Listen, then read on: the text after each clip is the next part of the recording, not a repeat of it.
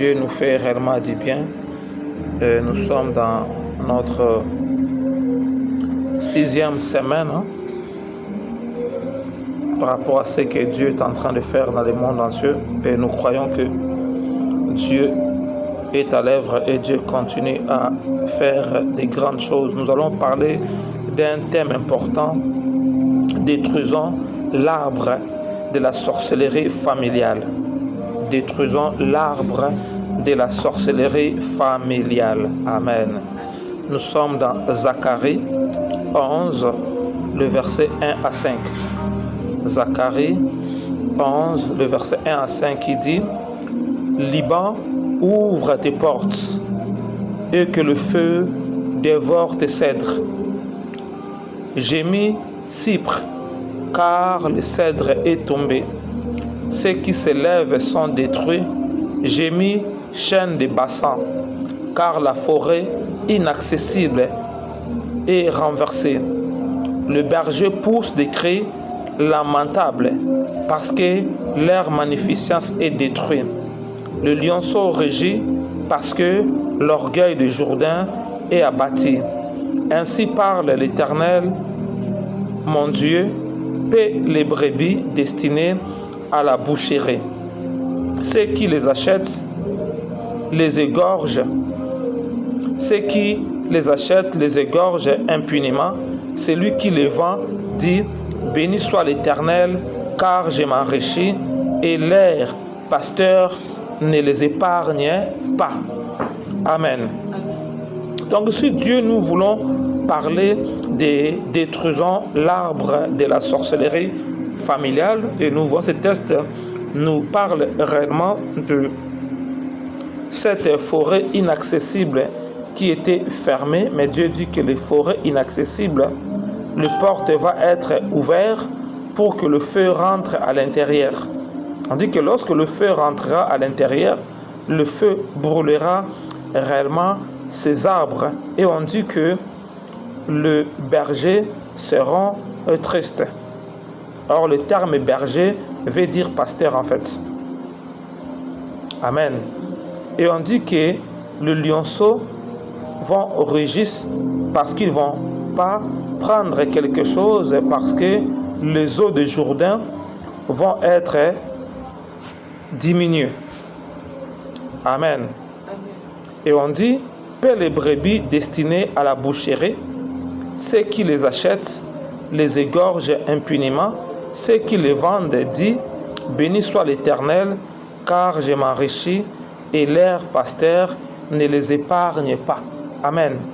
Donc, ce texte nous montre qu'il y a des personnes qui s'auto-proclament des pasteurs, dont aussi des gens qui sont aussi des pasteurs, mais réellement Dieu n'est pas avec eux parce qu'ils ne font pas le travail à laquelle Dieu les a poussés à faire. En fait, ce pasteur-là opère comme des sorciers en fait. Parce que lorsque les enfants de Dieu, il dit: bon, dans ma famille, il y a des choses qui ne sont pas bien, je dois aller à une église pour m'aider. Mais lorsqu'il arrive à l'église, c'est là encore, les choses se gâtent, parce que ce pasteur va encore le connecter avec le chaud de la famille. C'est pour ça que Dieu dit que ces pasteurs-là vendent les brebis et d'autres achètent les brebis. Ces brebis-là, on les amène dans une boucherie pour les tuer en fait. Et ces pasteurs sont contents parce qu'ils s'enrichissent. Or, Dieu n'a pas appelé les hommes de Dieu pour s'enrichir, mais Dieu les a appelés pour paître les brebis. Et ici, Dieu dit réellement à cet serviteur: paie mes brebis qui sont prêts à la boucherie. Dieu dit: allons vers ces brebis-là qu'on a déjà mis les cordes au cou pour les tuer, pour enlever les cordes. Allons vers ces brebis-là qui sont déjà à l'abattoir pour le lever là-bas, qu'ils ne soient pas morts. Parce que leur pasteur, parce qu'eux ils voient que leur pasteur les amène à la boucherie. C'est pour cela, moi je rentre pour réellement le brûler. Alléluia. pour réellement libérer ces personnes-là. Amen. Parce qu'il y a beaucoup d'églises qui sont bâties par le sang. Ils ne croient pas à ce que Jésus a fait à la croix pour eux. Donc, chaque année, ou bien chaque 3 mois, ou bien à chaque 6 mois, ou bien chaque une année, ils doivent sacrifier une personne pour que cette personne-là puisse permettre à leur église réellement d'évoluer. Et on peut aussi remarquer, la plupart, ce sont des personnes qui sont proches des pasteurs aussi. Peut-être une personne qui jouait un rôle important à l'église, on va voir que la personne est morte subitement comme ça. L'église aussi pleure aussi par rapport à ça, mais le pasteur lui-même il sait que comme cet homme-là avait un rôle important, comme il est mort, donc il devait maintenant un esprit fervent qui va être dehors pour attirer les gens. Parce que comme il est mort avant les temps, il devient comme un esprit, maintenant il va commencer à être dehors pour attirer les gens devant l'église. L'année prochaine, il va encore trouver une autre personne aussi, il va encore tuer encore, ainsi de suite. Dieu dit que ce pasteur-là s'enrichit. Parce que lorsque cette personne-là est morte, réellement, cette personne-là va commencer à travailler sous son joug, automatiquement, lui va enrichir. Or, les âmes appartiennent à Dieu. Lorsque nous prions, nous devons amener les âmes vers Dieu, mais eux, ils amènent les âmes vers le diable. Alléluia. C'est ça, mais lorsque nous regardons dans Luc 3, 7 à 9, on déclare que ici c'est Jean-Baptiste qui dit. Il disait donc à ceux qui venaient en foule pour être baptisés par lui, race de vipères, qui vous a appris à fuir la colère à venir. Produisez donc des fruits dignes de la repentance et ne vous mettez pas à dire à vous-même, nous avons Abraham pour père. Car je vous déclare que de ces pierres, Dieu peut susciter des enfants à Abraham. Déjà même la cogne est mise à la racine des arbres. Tout arbre donc qui ne produit pas de bons fruits sera jeté et sera coupé et jeté au feu. Nous voyons ici, Jean-Baptiste nous fait voir le vrai image encore. Il nous dit que réellement, les arbres qui devaient être consumés par le feu, parce que ces arbres-là ne donnaient pas de bons fruits. C'est pour ça que Dieu dit que cette forêt inaccessible, cette forêt qui est fermée, cette forêt où personne ne peut entrer, Dieu va ouvrir cette forêt pour entrer cette forêt-là, pour brûler, parce que réellement, ces arbres-là ne reflètent plus la gloire de Dieu. Or, ces personnes disaient qu'ils sont les enfants d'Abraham. Alléluia. Je disais que nous sommes des serviteurs de Dieu. Nous sommes des pasteurs. Mais lorsque Dieu regarde, il voit qu'il n'y a pas les choses de Dieu à l'intérieur d'eux. Alléluia. Ici, Jean-Baptiste leur dit, je vois le serpent en vous, mais je vous vois aussi comme des arbres et j'ai un hache pour couper à la racine. Que tout arbre qui ne produit pas de bons fruits sera réellement coupé. Alléluia. Alors que je priais, Dieu me fait voir la vision. Une personne va derrière un arbre. Lorsqu'il passe derrière l'arbre, lorsqu'il sort, il devient un chien noir. Il retourne encore. Il sort, il devient un crocodile. Il retourne encore. Il sort, il devient un oiseau noir comme un corbeau. Mais je le regarde bien, je vois il avait des alliances. Une alliance là, une alliance là. Alléluia. Lorsque je regarde, il me dit, il faut que tu parles de l'arbre de la sorcellerie familiale. Cet arbre-là qui pousse les gens réellement à être différents de ce que moi je les ai créés. Alléluia. Donc nous pouvons dire que dans chaque famille, il y a la sorcellerie. Alléluia. Mais Dieu, il est au-dessus de la sorcellerie. Dieu veut que le sorcier ne meure pas. Dieu veut que le sorcier puisse se repentir pour que réellement il puisse avoir la vie éternelle. Mais Satan, dans son un travail, ils utilisent beaucoup de sorciers parce qu'ils savent que le sorcier, leur travail, ils doivent réellement donner le sang à l'ennemi. Et comme Satan a décidé de ne plus boire de l'eau, lui, il boit le sang des gens. Alléluia. Lui, il mange la chair des gens. Donc, il utilise les sorciers comme ses adeptes réellement pour faire ses travaux. Alléluia. Et Dieu me dit que réellement, cet arbre de la sorcellerie familiale permet à donner à chaque personne la forme que lui, il veut lui donner. Lorsqu'il voit une personne, il donne le forme. Comme il a eu 3 formes, on peut dire qu'il manifeste un esprit qui se trouve dans son corps, dans son âme et dans son esprit. Parce que nous avons 3 parties. Nous avons l'esprit, l'âme et le corps. De lorsque l'ennemi veut opérer dans ta vie, il va aussi mettre 3 éléments dans ces 3 choses-là. Il doit contrôler ton esprit, il doit contrôler ton âme et ton corps. Donc il doit mettre chaque esprit dans chaque partie. Pour que cet esprit-là, lui sera expert réellement de contrôler ton corps. Il va mettre un esprit dans ton âme qui va contrôler ton âme. Il doit mettre aussi un esprit dans ton esprit qui va contrôler ton esprit pour que ton esprit ne puisse pas avoir envie d'être avec Dieu. Et cet homme-là, lorsqu'il rentre, il change ces 3 formes. Il prend la forme d'un chien noir, il prend la forme d'un crocodile, il prend la forme d'un corbeau noir. Et je le regarde bien. Lui-même, la personne, lorsqu'il a pris ces 3 formes, il commençait à se sentir mal. Il commençait même à crier. Pourquoi il est devenu comme ça? Pourquoi? Parce que cet arbre fait que quiconque viendra là, par un certain temps de sa vie, il faut que les choses qui se trouvent à lui doivent être en action. Comme on peut dire, la sorcellerie héréditaire, la sorcellerie du sang. La sémence est déjà là. Cette sémence-là va s'activer dans ta vie lorsque le temps marqué arrive. Cela entre en exécution. Et nous voyons que ces personnes, ils disent que nous sommes les fils d'Abraham, mais Jean, leur voix, ils sont des serpents. Alléluia. Jean dit, j'ai déjà ma hache pour couper à la racine.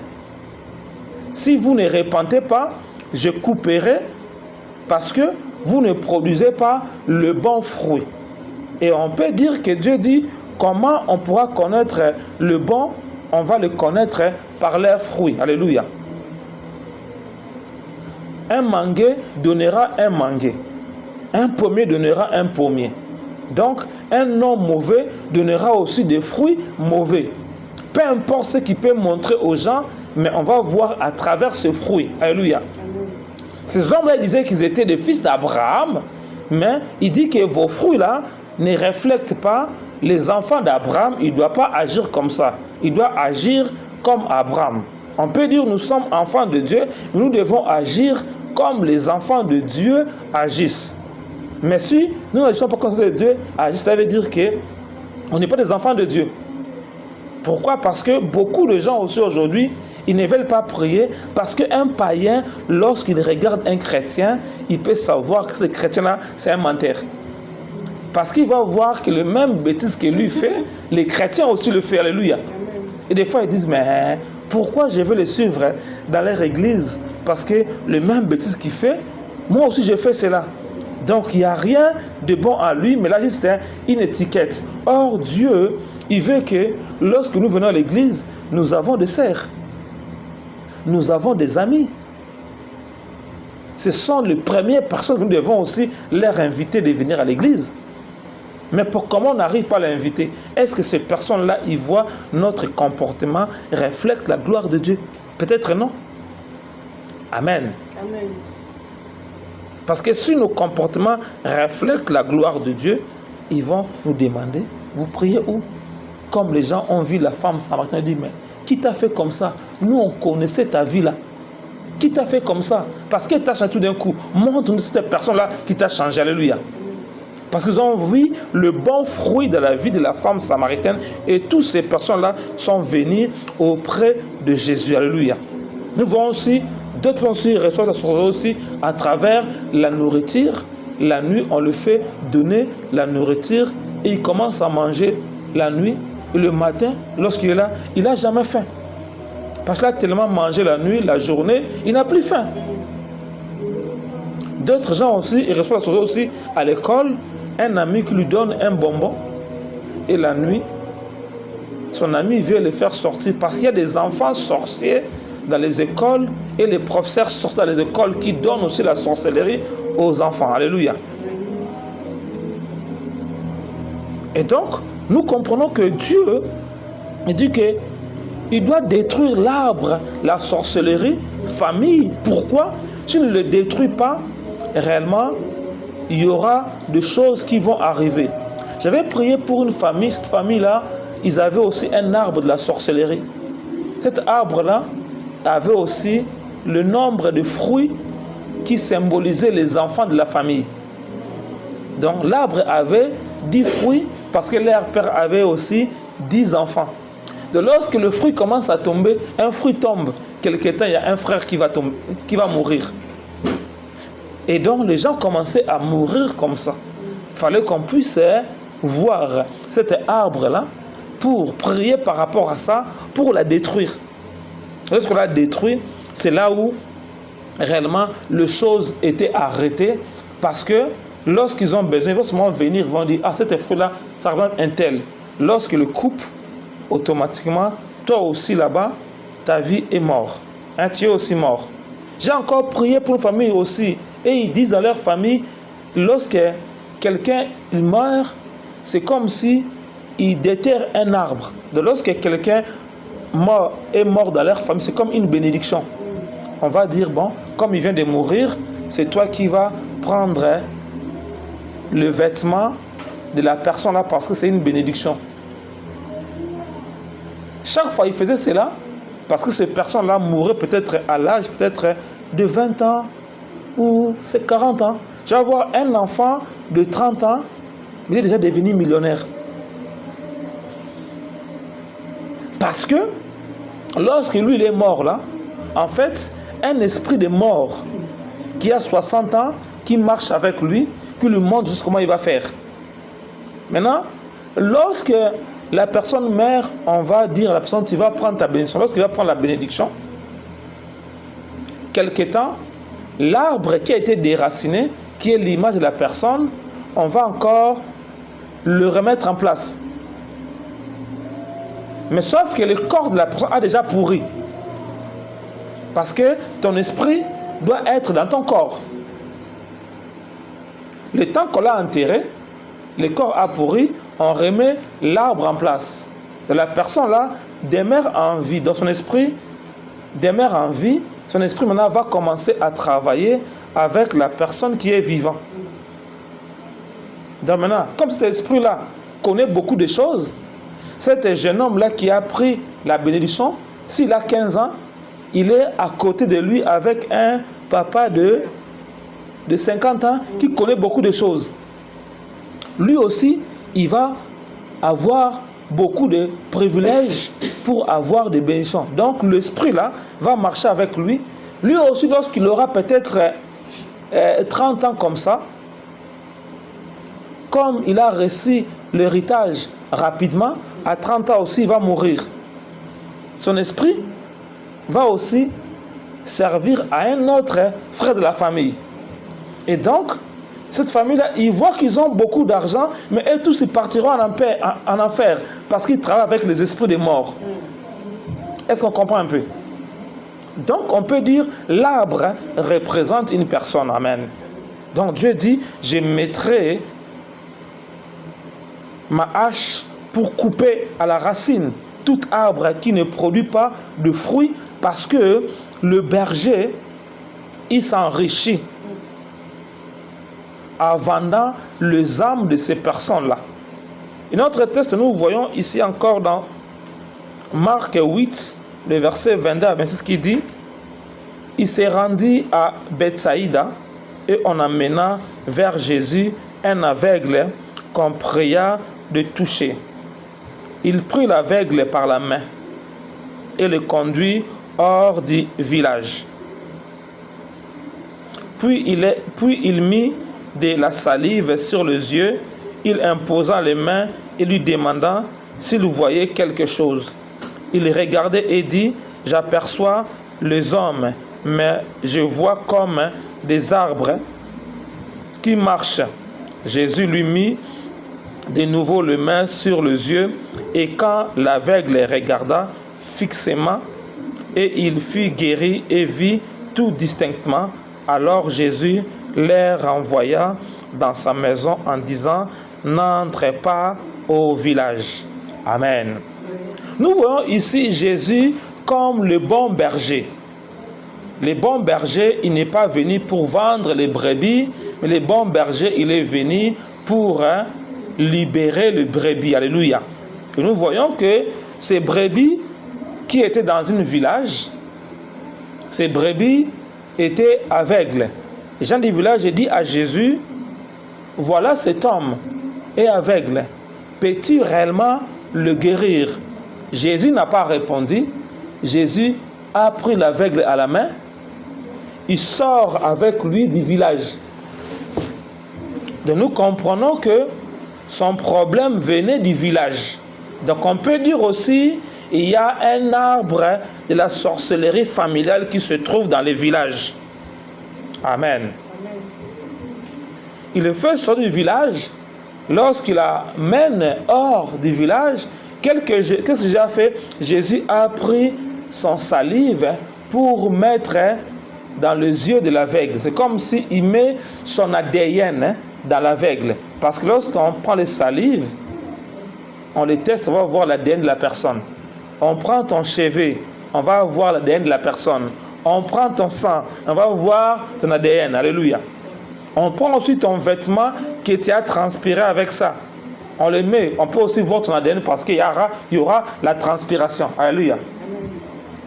Donc, lorsque Jésus a mis le salive dans ses yeux, cela veut dire qu'il a mis quelque chose qui se trouvait en lui pour infecter la maladie qui se trouvait à l'intérieur de lui.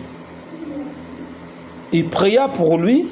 La personne dit, je vois des hommes comme des arbres. Amen. Amen.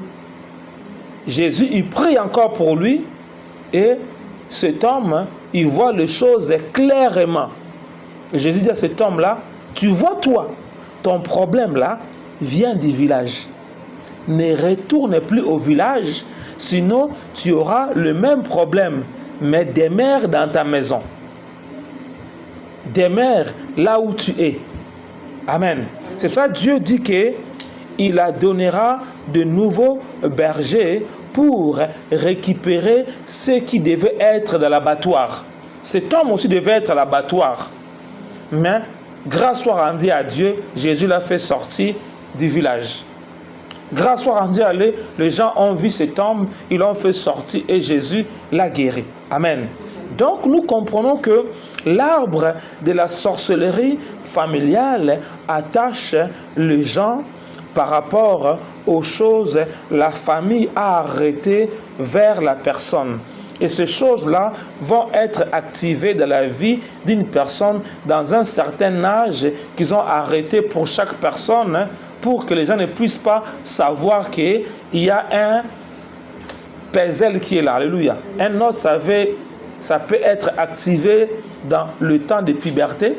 L'autre pourra être activé lorsque la personne se marie. L'autre, ça pourra être activé lorsque la personne achète une maison. L'autre pourra être activé lorsque la personne achète une voiture. L'autre, lorsque la personne a seulement les papiers français. Amen. Amen. Donc, ces choses-là, elles sont là, ils voient toute ta vie, mais ils sont programmés lorsque quelque chose arrivera dans ta vie qu'ils avaient programmé automatiquement. Ces choses-là rentrent en fonctionnement. Pourquoi? Juste pour détruire réellement ta vie. On va voir que le gens va dire, ma vie était bien, j'ai fait aucune chose, mais depuis que je me suis marié, j'ai eu des problèmes.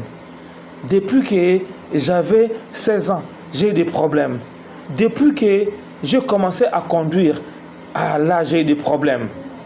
Depuis que j'étais voyagé dans un autre pays, je suis revenu, j'ai des problèmes. Parce que ce qui a été écrit dans l'arbre là est activé et automatiquement les esprits qui devaient entrer en toi pour permettre que tu puisses agir mal commencent à opérer dans ta vie. C'est pour ça que Dieu dit, je ouvre le forêt sacré. C'est un endroit qui est fermé. Un endroit où personne ne peut entrer. Parce qu'ils savent que ce qu'ils ont mis là-bas, personne ne pourra le voir. Ou bien, ça peut s'arriver lorsque quelqu'un prend seulement son diplôme, il rentre à l'université, il devient comme un con. Il n'arrive plus à être intelligent. Parce qu'on l'a dit que dans leur famille, il ne doit pas avoir des études élevées. Parce qu'on a mis son diplôme dans un arbre, dans une forêt. Mais Dieu dit que le forêt sacré doit être ouvert pour qu'on puisse détruire l'arbre du forêt sacré et on peut aussi détruire aussi l'animal du forêt sacré qui t'identifie, qui est identifié à toi. C'est comme cet homme, lorsqu'il part derrière l'arbre, il sort, l'animal qui est identifié à lui, il devient un chien. L'animal qui est identifié à lui devient un crocodile. Il devient un oiseau noir. Pourquoi? Parce qu'il y a un lien dans son corps. Le lien qui se trouve dans son corps active les choses qui doivent être dans ta vie. Mais tant que ces liens-là demeurent dans sa vie, ces choses-là continueront à opérer. Il faut que le lien-là soit coupé. Même la personne, je l'ai vu qu'il était triste. Comment il peut devenir comme ça? Il y a des gens, des fois, ils se disent, mais je marchais droit dans ma vie, mais comment je peux être comme ça? Il cherche le voisin moyen, il dit, mais qu'est-ce qui m'arrive? Toute ma vie, je me trouvais dans l'église, mais pourquoi ça m'arrive, ces choses? Mais est-ce qu'ils étaient dans une bonne église? Parce que l'église peut être en alliance avec le sorcier de famille. Donc on dit, ah, la sœur là, le frère là, il est rentré, le sorcier de famille dit, laissez-lui prier, il est avec nous parce que leur pasteur, c'est aussi un sorcier. C'est notre collègue. Mais comme ils ne savent pas, ils laissent comme ça et les choses vont être. Mais Dieu veut que réellement le forêt sacré doit être détruit. Dieu veut que cet arbre-là doit être déraciné. Dieu veut que l'alliance-là doit être coupée. Dieu veut que cet animal qui te représente de la forêt sacrée doit être brûlé parce que Dieu a créé l'homme pour que l'homme domine sur les animaux. Dieu n'a pas créé que l'homme soit comme un animal. Alléluia. Mais Dieu a créé l'homme à son image, à sa ressemblance, qui domine sur les animaux. Maintenant, si le sorcier te transforme à un animal, c'est qu'ils t'ont rendu comme quelqu'un qu'on peut le dominer. Comme une fois, j'ai regardé dans un film, il y a longtemps, un film, je crois, des films arabes comme ça. Ce roi-là, il partait en guerre. Il dit à son épouse, tu ne dois pas sortir de ma maison tant que je ne suis pas venu après la guerre. Tu vois ma maison qui est là. Tu ne dois jamais dépasser cette ligne-là. Maintenant, lorsqu'il part en guerre, un maçon aussi voulait aussi venir voir la femme du roi. Lorsqu'il arrive, il voit la femme du roi. Il dit, la femme du roi, tu peux dire, non, je ne vais pas sortir. Mon mari m'a refusé de sortir. Qu'est-ce qu'il a fait? Il a fait tomber un stylo devant la ligne. Lorsque la femme s'est prosternée pour le prendre, il a dépassé, non? Il a transformé la femme en un petit chien. Il met la laisse dans le cou du chien. Il part avec le chien. De la maison royale, ils ne savent pas que la reine, on vient de la voler. C'est le petit chien qui sort, c'est la reine qui part. Donc le sorcier, lorsqu'il veut te prendre, il va te transformer à une autre chose pour t'amener là où il doit t'amener. Alléluia. Pour faire de toi ce qu'il veut faire. C'est ça, Dieu veut que nous puissions demeurer dans les limites qu'il nous a imposées pour qu'il ne puisse pas avoir le droit sur nous. Parce que lorsque je dépasse les limites de Dieu, l'ennemi aura le droit sur moi. Comme cet homme, Dieu l'a guéri, il dit, ben, je t'ai guéri, mais tu vois, les villages là-bas, c'est là où on t'a rendu aveugle. J'ai mis mon ADN en toi, tu es devenu enfant de Dieu. mais demeure dans ma présence. Demeure dans la maison de Dieu. Il dit, demeure dans ta maison. Or, on dit, moi et ma maison, nous servirons l'Éternel. Si je suis dans ma maison, c'est ma maison et aussi la maison de Dieu, non? Parce que Josué dit, moi et ma maison, nous servirons l'Éternel. Donc, il a dit à cet homme-là, demeure dans ta maison. Or, la maison de cet homme-là, c'est la maison de Dieu. Donc, comme tu es guéri, comme tu es changé, demeure de la maison de Dieu. Or, beaucoup des enfants ne veulent pas demeurer de la maison de Dieu. Lorsque Dieu le guérit, et il fuit la maison de Dieu. Fuir, ce n'est pas seulement de ne pas venir à l'église. Fuir, c'est aussi le fait de ne pas même avoir le temps de lire la Bible chez toi à la maison. De ne pas prier toi-même à la maison. Parce que Dieu n'est pas seulement à l'église, Dieu il est partout. Mais Dieu veut que partout où tu te trouves, tu puisses avoir un temps de prier, de le prier. Mais il y a des gens qui commencent seulement à prier lorsqu'ils viennent seulement à l'église. À la maison, il ne prie pas. S'il va venir peut-être après 3 semaines, durant les 3 semaines-là, il a fermé sa Bible. Il ne prie même pas. Il mange, il ne prie même pas. Il dort, il ne prie même pas. Et l'ennemi, comme tu ne pries pas, donc tu n'es plus de la maison de Dieu, tu n'es plus de la présence de Dieu, l'ennemi peut revenir encore dans ta vie pour faire ce à quoi il veut faire dans ta vie. Ça, Dieu dit à cet homme-là, toi, demeure dans ta maison, parce que dans ta maison, ma présence est là. Dans ta maison, de ma maison, les choses vont se faire. De ma maison, tu auras la victoire. Amen.